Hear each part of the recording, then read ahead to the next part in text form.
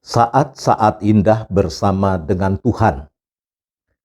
Marta dan Maria adalah saudara Lazarus. Ketiga bersaudara ini adalah pengikut Yesus. Yesus mengasihi ketiga orang ini sebagaimana dikatakan dalam Yohanes 11 ayat yang kelima. Yesus memang mengasihi Marta dan kakaknya dan Lazarus. Yesus mengunjungi Marta dan Maria di rumahnya di Betania dalam perjalanan menuju Yerusalem. Yesus mengunjungi mereka di rumahnya karena kedekatan hubungan Yesus dengan mereka. Mereka diingat Yesus. Berbahagialah kita semua, saudara-saudara dan saya yang diingat oleh Tuhan Yesus. Kita semua tidak akan pernah dilupakannya. Tuhan pasti akan berkunjung ke tempat kita semua.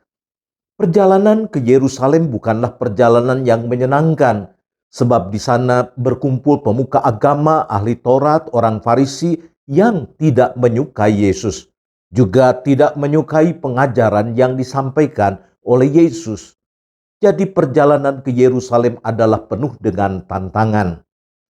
Jadi apabila Yesus berkunjung ke rumah Marta dan Maria, Yesus bukan saja ingin tahu keberadaan mereka, tapi Yesus juga ingin agar mereka tahu keberadaan Yesus dan juga perjalanan yang akan ditempuhnya. Dilihat dari tata krama orang Israel pada umumnya, apa yang dilakukan Marta tidak salah, sebab sebagai tuan rumah ia punya kewajiban menyatakan keramah tamahan bagi tamunya. Kalau saja Marta tidak menegur Yesus dan mencela Maria, tentu Yesus juga dapat memaklumi pilihan Marta dalam menyambut Yesus. Masalahnya terletak di sini. Ketika Marta tahu bahwa Maria tidak turut membantunya, Marta menegur Yesus.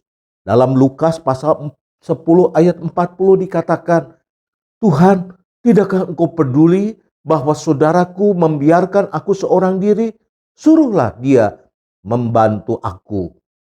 Dari teguran Marta ada nada kekesalan dan kemarahan. Ia menganggap Yesus tidak peduli dengan dirinya. Ada nada kesombongan dan merendahkan saudaranya.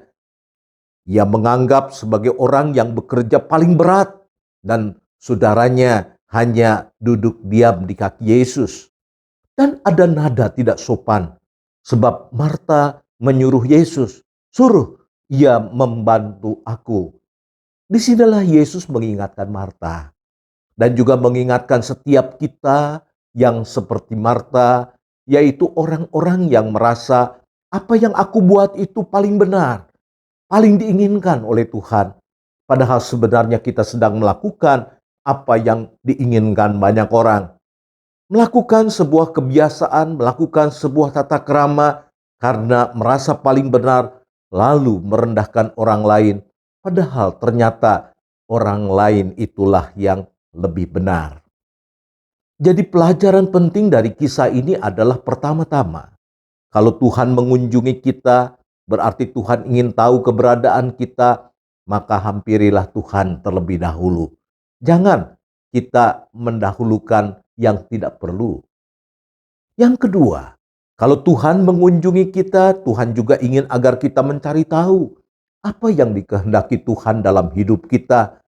Jangan perjumpaan dengan Tuhan didominasi oleh permintaan-permintaan kita, kehendak-kehendak kita, sehingga kita tidak tahu sebenarnya apa yang mau disampaikan Tuhan dalam hidup kita.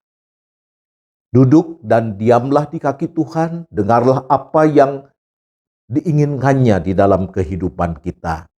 Jangan-jangan Tuhan hendak berkata, "Bukan itu yang aku inginkan. Engkau sedang mengerjakan yang tidak penting dalam hidup ini." Yang ketiga, kalau kita sedang dikunjungi oleh Tuhan, jangan sombong dengan mengatakan bahwa apa yang aku lakukan adalah yang paling benar. Apalagi kita merendahkan orang lain, bahkan merendahkan Tuhan. Mengapa Tuhan tidak membuat orang lain berbuat seperti apa yang sedang aku perbuat? Maria tahu bahwa ada kewajiban sebagai tuan rumah untuk menyiapkan segala sesuatu. Tapi kali ini Maria mempunyai perasaan yang berbeda. Belum tentu ia punya kesempatan lagi untuk berjumpa dengan Yesus. Oleh karena itu ia ingin selalu ada dekat Yesus. Hanya Maria yang merasakan momen-momen indah bersama dengan Yesus. Apa yang diceritakan Yesus pada waktu itu tidak ada seorang pun yang tahu kecuali Maria. Oleh karena itu Yesus berkata, Maria telah memilih bagian yang terbaik yang tidak akan diambil daripadanya. Selamat menikmati saat-saat indah bersama dengan Tuhan. Tuhan Yesus memberkati kita.